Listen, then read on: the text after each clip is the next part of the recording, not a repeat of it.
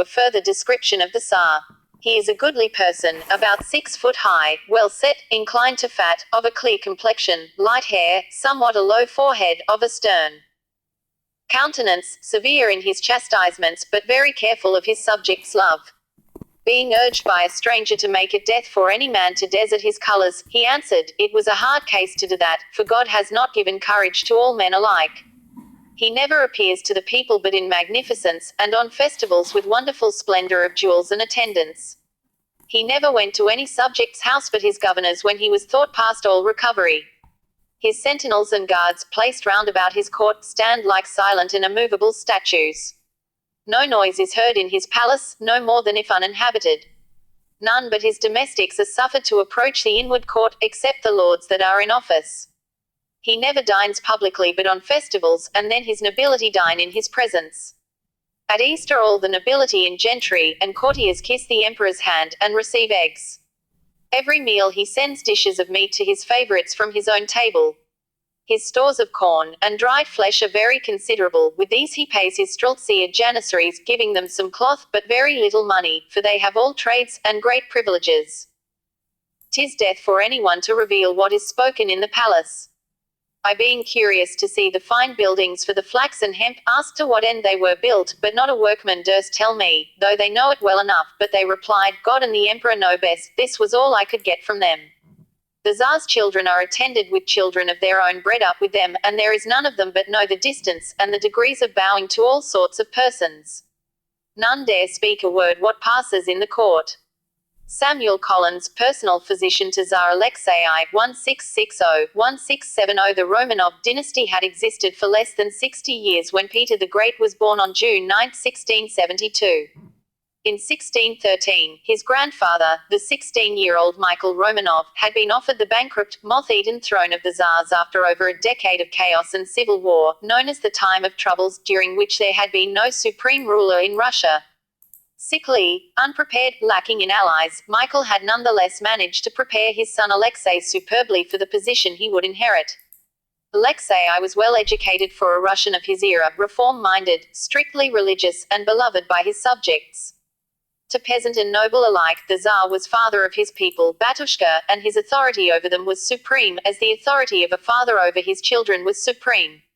Alexei had a reputation for piety. Besides, he was called the young monk during the early years of his reign, and even priests of the Russian Orthodox Church who visited the Tsar's court found it a challenge to keep up with his daily schedule of prayers and masses, which began before dawn and continued throughout the day. Alexei's first wife was Maria Miloslavsky, a girl 4 years his senior whom the Tsar had selected out of a final group of 6 contestants in a traditional bride show, a sort of beauty contestant for the daughters of the minor nobility. The winner of the bride show became Tsarina, and her family were elevated to a place of honor and influence in the Tsar's court. Alexei's union with Miloslavsky produced 13 children. She died in 1669, after 21 years of marriage, due to complications from her 14th pregnancy. Despite the birth of so many children, only a few of them had survived infancy, and only 2 of them were boys. Of these 2 potential heirs, the elder, Fyodor, was sickly, and the younger, Ivan, was partially blind and considered to be slow. What sort of disability or impairment he had is uncertain, but it was plain that he could never rule Russia alone. Alexei decided to marry again, in the hopes of producing more sons. The girl of 19 whom Alexei chose as his next Tsarina was remarkable, even unique, amongst the young Russian women of her day. Her name was Natalia Narishkina, and she was the ward of Artem Matveyev and his wife Mary Hamilton, a Scottish refugee from Cromwell's anti-royalist regime. Matveyev and Hamilton lived in the German Quarter, the only area of Moscow where foreigners were permitted to reside, and they hosted regular salons where the science, art, literature, and technology of the West were celebrated. Alexei was a regular visitor to the home. Unlike most Russians, he had studied Western languages as a boy, and he took an interest in the lives of the foreigners dwelling in his city. In the late 17th century, people at even the highest levels of Russian society were unaware and uncaring of the amusements or advancements that enlivened the existence of the European counterparts. Russia, though massive, was landlocked for most of the year when its sole port city, Archangel, was frozen over. The nations that bordered Russia, particularly Sweden and Austria, took care to keep the neighbor isolated by checking any attempt to gain control of southern waterways in the Baltic. But Russia's isolation was cultural and religious as well as geographical. The Orthodox Church held no communion with Roman Catholicism. Russians looked east to Kiev, to Constantinople, for its religious and cultural neighbors. Russian men wore long beards as a sign of the devotion to God. Not unlike Muslim men, noble Russian women lived in the terem, on the upper floors of the family home, entirely segregated from the lives of the men. In public they veiled the faces, and at church or at court functions they remained behind grilled partitions. As historian Robert Massey puts it, the higher a lady's rank and the more gorgeous her wardrobe, the less likely she was to be seen. The Muscovite idea of women, derived from Byzantium, had nothing of those romantic medieval Western conceptions of gallantry, chivalry, and the court of love.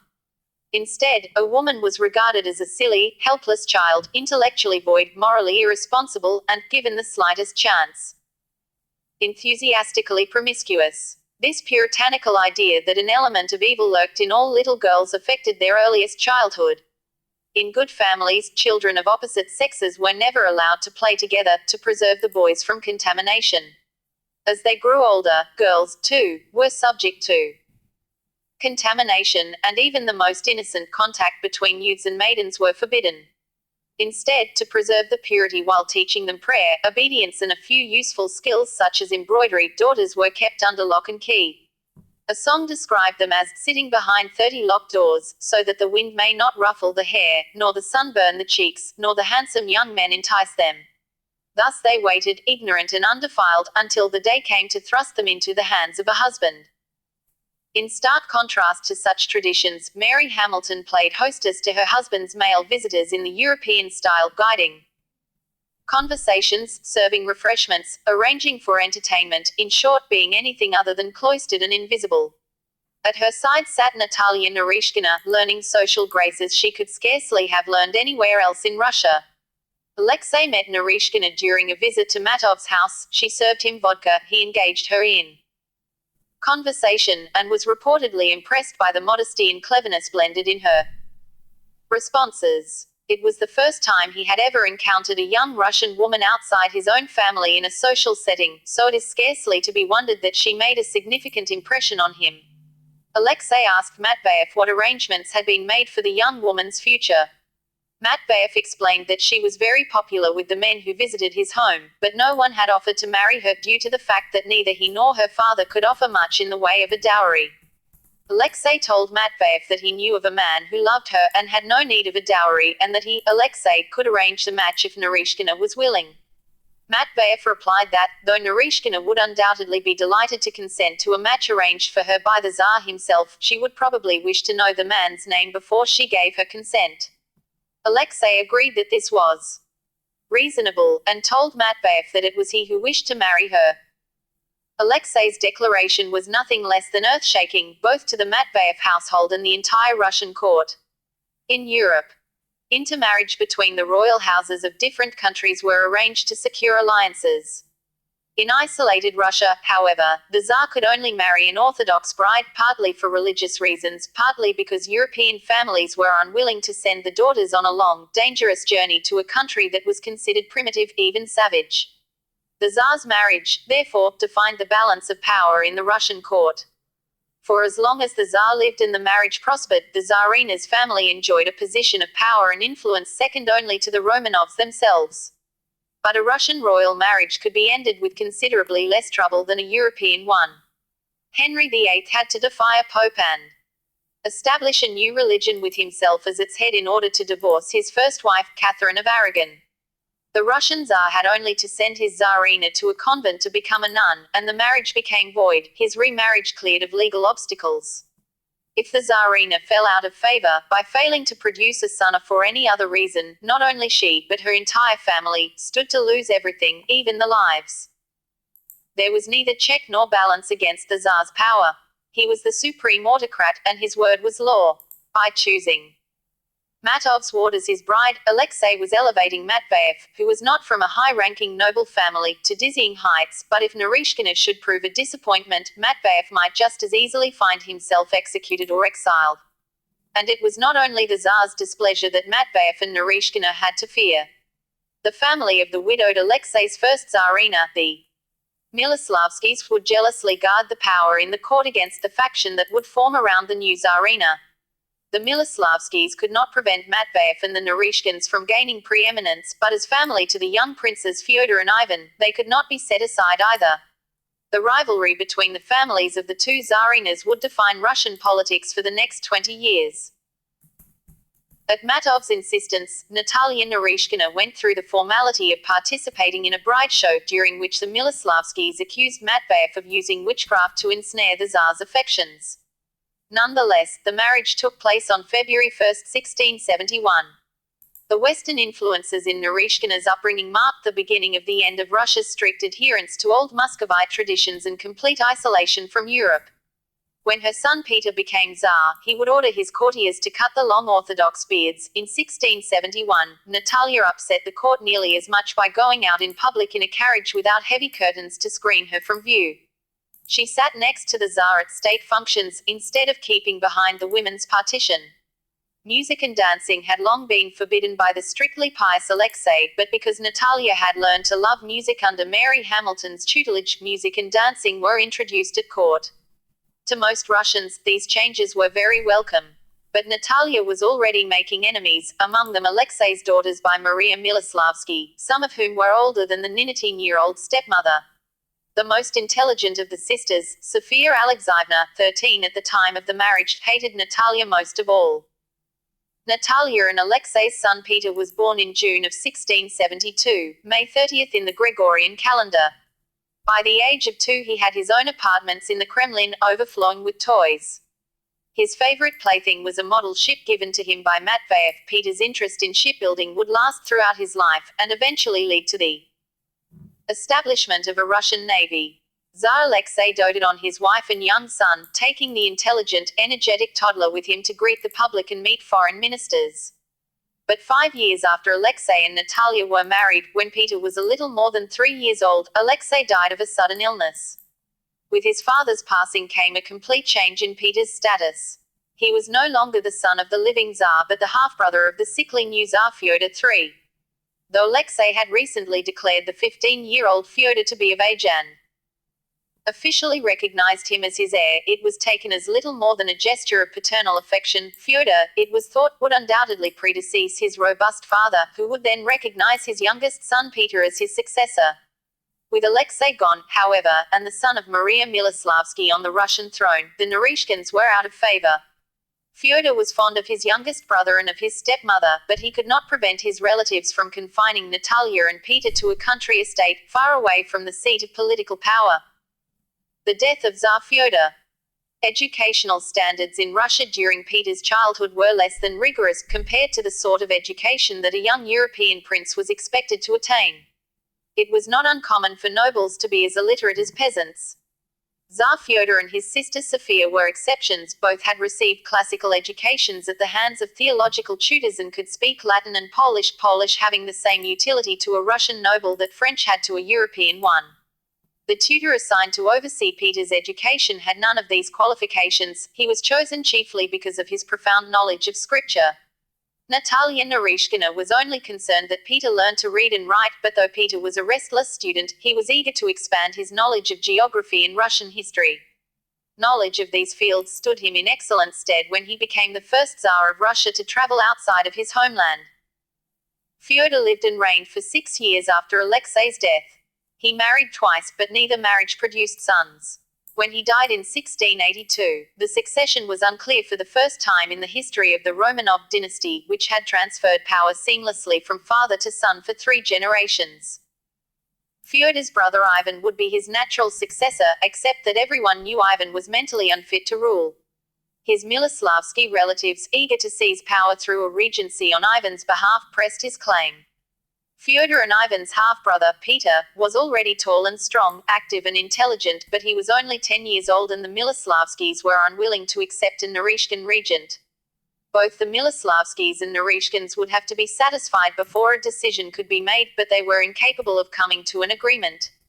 During an assembly of boyars, the cry went up that the people should decide which boy would be Tsar, so Patriarch Joachim of the Orthodox Church guided both Peter and Ivan onto a balcony and presented them to the crowds gathered below the palace, asking them to choose the Tsar. The sound of Peter's name being shouted quickly drowned out the sound of Ivan's. The Streltsy Revolt.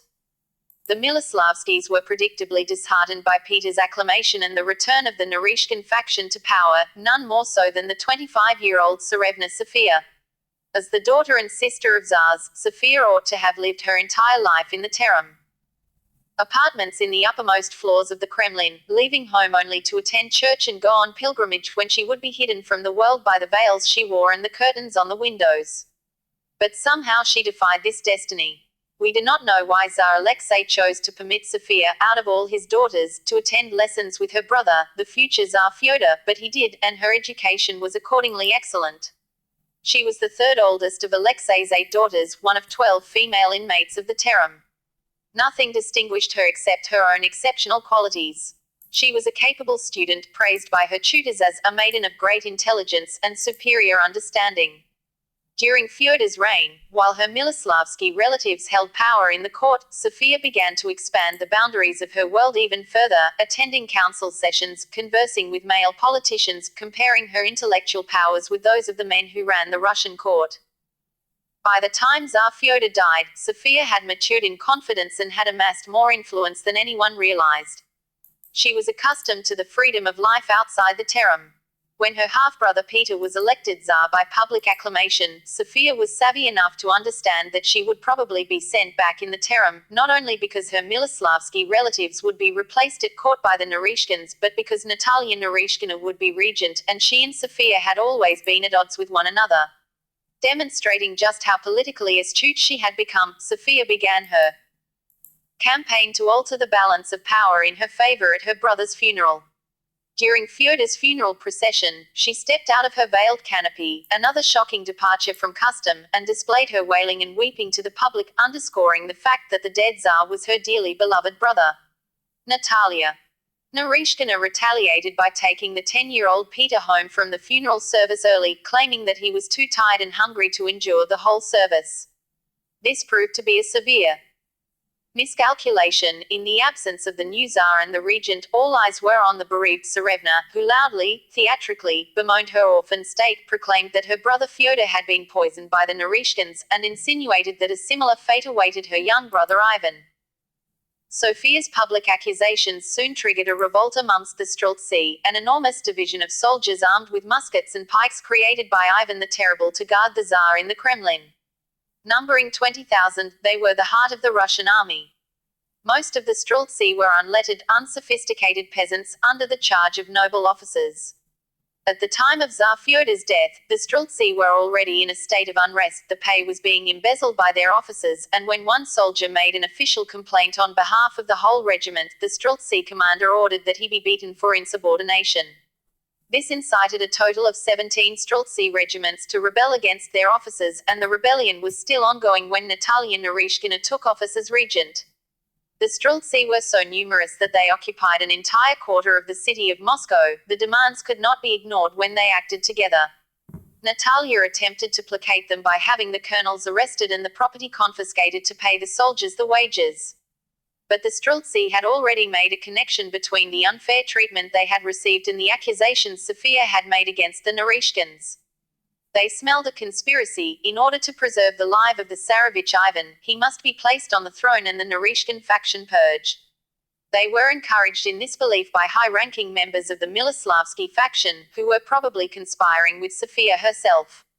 But it would be difficult to overthrow Peter and replace him with Ivan unless another member of the royal family stood ready to step into Natalia Narishkina's place as regent. Sophia, however, possessed the necessary intelligence and daring, and most importantly of all, as Tsar Alexei's daughter, she possessed legitimacy. Without her, the plot to place Ivan on the throne could not have succeeded. On May 15, 1682, 2 members of the Miloslavsky faction appeared in the midst of the Streltsy and claimed that the Narishkins had killed Ivan and were planning to kill Sophia and all the rest of Tsar Alexei's children. Only the faithful soldiers of the Streltsy could prevent the murders of a dozen Romanovs, most of whom were women and children. At once, the Streltsy began to march on the Kremlin. Panic and confusion ensued. The soldiers were within the walls of the fortress and inside the palace itself before any defense could be mounted against them. Natalia Narishkina, learning that the Streltsy believed Ivan to be dead, took both Ivan and Peter by the hands and held them to the top of the grand staircase where the Streltsy were gathered. "Thanks be to God they are well and have not suffered at the hands of traitors," she told them. "There are no traitors in the palace. You have been deceived." At first it seemed that the tide had been turned and violence would be averted. Artem Matveyev, Natalia Narishkina's former guardian, her chief advisor now that she was regent, promised the Streltsy that their actions would be forgiven if they dispersed immediately, since they had acted out of loyalty to the Tsar. The soldiers were on the verge of obeying him when Prince Michael Dolgoruki, son of the very commanding officer who had allowed the colonels to embezzle the wages, began to berate them, threatening mass punishments. Instantly, the rage against the nobles and the Narishkins was rekindled, and slaughter ensued. Dolgoruki and Matveyev were both impaled, thrown from the balcony onto the pikes of the soldiers below. Matveyev was dragged away before the eyes of Natalia, Peter, and Ivan, and hacked to pieces. The Streltsy went from room to room throughout the Kremlin, hunting for Natalia's male Narishkin relatives, forcing servants and passers-by to assist them in the search at sword point. No one attempted to harm Peter, Ivan, or Natalia, but all three were forced to stand in the midst of the carnage and watch as the Streltsy went on the rampage, hacking and impaling Peter and Natalia's family with abandon. Throughout the ordeal, 10-year-old Peter remained silent and watchful, betraying none of the horror he must have felt. But the traumatic effects of witnessing the Streltsy revolt remained with him for the rest of his life. Some scholars have speculated that it was the source of the epileptic fits he suffered as an adult. The revolt lasted for 3 days, with the soldiers returning to their own homes at night and coming back to the palace in the morning on the hunt for more of the traitors, who had supposedly murdered Tsar Fyodor. When the dust settled at last, the Streltsy were very nearly de facto rulers of Moscow. The boyars and royals dared refuse none of the demands. Ivan was named Kotsa with Peter at the petition, and the sister Sophia was likewise appointed regent. Sophia, who undoubtedly played some role in instigating the revolt but probably had not anticipated the full consequences, was in fact the candidate best suited to rule among those who had survived the violence. She was careful to reward the Streltsy in accordance with their idea of themselves as faithful protectors of the Tsar and his government. Peter, meanwhile, was irrevocably marked by the violence he had witnessed. It would not be overstating matters to describe the Streltsy revolt as the defining event of his formative years. The entire course of his adolescence and young adulthood can be mapped with respect to the brutal realities Peter learned while watching a poorly organized, poorly held force of traditional Muscovite soldiers slaughter his family before his eyes. One historian describes the effects of the Streltsy revolt upon Peter thus. Peter hated what he had seen, the maddened, undisciplined soldiery of the old medieval Russia running wild through the Kremlin, statesmen and nobles dragged from the private chambers and bloodily massacred, Moscow, the Kremlin, the royal family, the Tsar himself at the mercy of ignorant, rioting soldiers. The revolt helped create in Peter a revulsion against the Kremlin, with its dark rooms and mazes of tiny apartments lit by flickering candles, its population of bearded priests and boyars, its pathetically secluded women. He extended his hatred to Moscow, the capital of the Orthodox Tsars, and to the Orthodox Church with its chanting priests, pomp and ceremony which could call him next to God but could not protect him or his mother when the Streltsy turned against them. Peter would spend his adolescence distancing himself as much as possible from the trappings of old Muscovy. For friendship, entertainment, adventure, and romance, he turned to Moscow's German quarter, where he mingled with foreigners and other disreputables, shunning the trappings and ceremonies of royalty. When Peter came into his maturity, his fascination with the society, technologies, and military traditions of Europe would lead him on a journey west. When he returned to Russia, it was at the head of a cultural revolution. And Moscow itself would be shunned by the Tsar in his adulthood, as his vision swung towards the Baltic where he would build the city of St. Petersburg, a new capital for a new Russia. The regency of Sophia Alexeyevna. Tsarevna Sophia Alexeyevna became, at the age of 25, the first woman ever to rule Russia, first in a string of female regents and empresses that would dominate the late 17th and 18th centuries. Indeed, Peter the Great was the only significant male monarch to rule Russia until after the death of Catherine the Great more than 100 years later. Those who had conspired to help Sophia become regent were not necessarily eager to make the experiment in female rule, however. Prince Ivan Khovansky, one of the Streltsy commanders who had stirred the soldiers up against the Narishkins, saw Sophia's regency as a necessary but troublesome obstacle on the path towards making himself regent. Khovansky was an old believer, one of those who had held out against the religious reforms implemented by Tsar Alexei to make the doctrines and practices of the Russian Orthodox Church consistent with the Greek Orthodox Rite. A large number of the Streltsy were also old believers. Testing his influence over the new regent, Khovansky presented Sophia with the Streltsy's demand that she overturn Alexei's religious reforms. He had good reason to believe that this demand would be honored. The Streltsy received practically everything they asked for in the wake of the revolt, including a monument in Red Square honoring the deeds and listing the names of the victims as traitors to be reviled for all of history. Cannily, Sophia promised Khovansky that she would do all that he asked just as soon as she had discharged her duty in arranging the double coronation of her brothers Ivan and Peter. In Europe, it sometimes happened that husbands and wives were crowned co-rulers, but this was to be the first time in the history of Russia or Europe that two brothers would share the throne of a nation. The coronation took place quickly, within a week of Sophia's becoming regent. As it happened, Sophia had no intention of overturning her father's church reforms. In July of 1682, she and the other women of the royal family, including her own sisters, Tsar Fyodor's wife Martha, and Peter's mother Natalia, walked out to meet a mob of Streltsy old believers who had come to see the demands fulfilled. Embodying the peremptory spirit of a true Romanov autocrat, Sophia informed them that to reverse her father's religious edicts would be to call into question the authority the Tsar who had decreed them. Khovansky hinted that it was past time for Sophia to retreat to a convent.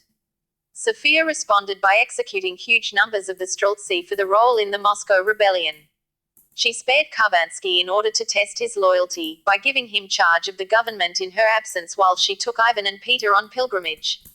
There, miles from the palace, she wrote to Khovansky, requesting that he send a large number of the palace guard to meet the young Tsars and accompany them on the journey. Khovansky was unwilling to surrender the men and arms under his command, and Sophia took this as evidence that he was planning to mount a coup. She had Khovansky arrested, condemned as a traitor, and publicly executed. No one would suggest that she retreat to a convent again until her brother Peter sent her there 7 years later. 2 years into her regency, in 1684, Sophia was at war. The Ottoman Empire had attacked Vienna. Russia joined with other Christian nations, including its hereditary enemy, Catholic Poland, to fight for Christendom. In exchange, Russia would receive rights over Kiev, the historical birthplace of Russian Orthodox Christianity, as well as much of Ukraine. Though Sophia made the decisions, she involved the young Tsars in the diplomatic negotiations. 18-year-old Ivan was halting, awkward, participating only when prompted. By contrast, Peter, who was 12, listened carefully to the ambassadors and asked so many questions that he had to be reminded that as a matter of protocol he was supposed to let Ivan speak first. He had proven too restless to spend long hours in a traditional classroom as he grew older, but he was already eager to exert his authority. Peter's education. In a way, the decline in the political fortunes of the Narishkin faction served Peter exceptionally well in his boyhood. As regent, Sophia kept Natalia Narishkina on an allowance too small to permit any extravagance, so she